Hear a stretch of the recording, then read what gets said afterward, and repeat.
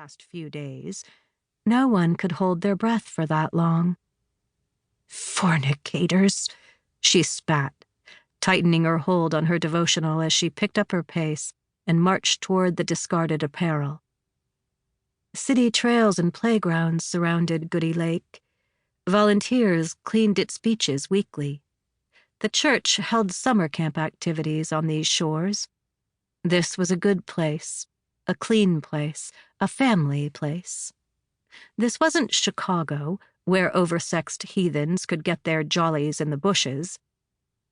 "I'll call the police." She nodded to herself and tugged at her fanny pack as she closed in on the rumpled mound of fabric, any trace of embarrassment overtaken by the wave of self-righteous indignation that swelled beneath her ribs. "Yes, that's exactly what I'll do. And then let's see them explain their sinful actions to the—" Jenna stopped cold. Her copy of Daily Wisdom for the Devoted Woman slipped from her grip and hit the wet sand with a thud. Stiff white hands rested against the water-stained sand, poking out of a highlighter pink windbreaker like formations of craggy, bleached coral. The unzipped flaps of polyester and baggy hood shuddered in the gentle breeze and hid the wearer's face.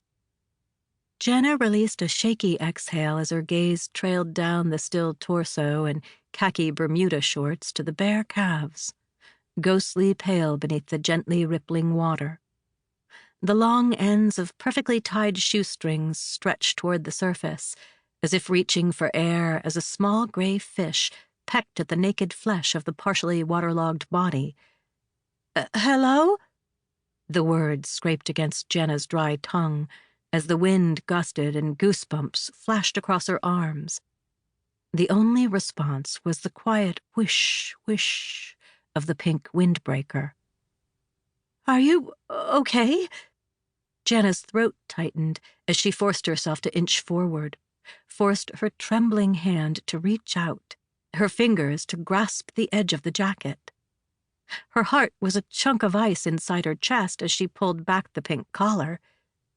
Blood as red and dry as brick crusted against a gash across the woman's neck and stained the shoulder of her lemon-yellow top. Jenna jerked backward and pressed the gingham blanket to her mouth, muffling the cry that crunched like gravel in her throat. Her hands went numb, and the blanket slid from her fingers as another gust blew back the jacket's hood, revealing a round nose and chin and open, cloudy eyes she knew all too well. "Julie!" she shrieked and took another step back. The blanket tangled around Jenna's ankles, and she stumbled as graceful as a newborn colt. The breath wheezed from her lungs when she smacked the ground. With a haggard breath, she sucked in a mouthful of sand. She lifted her chin and spit.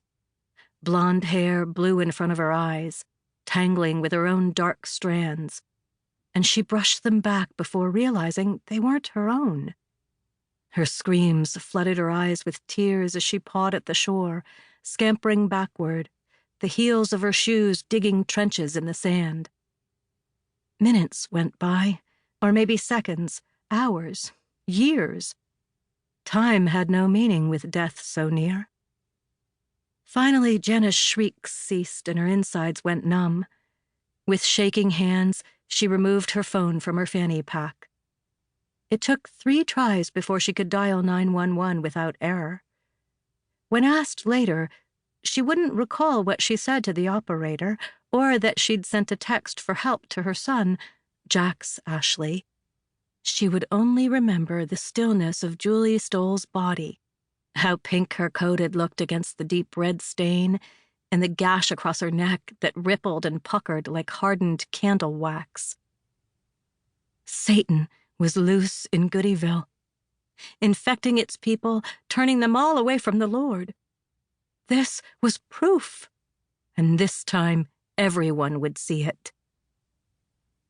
Jenna's fingers flew to her crucifix necklace. Her breath cracked around a noiseless sob as she clutched the gold cross so tightly the points bit into the flesh of her palm. "Our Father, who art in heaven, hallowed be..."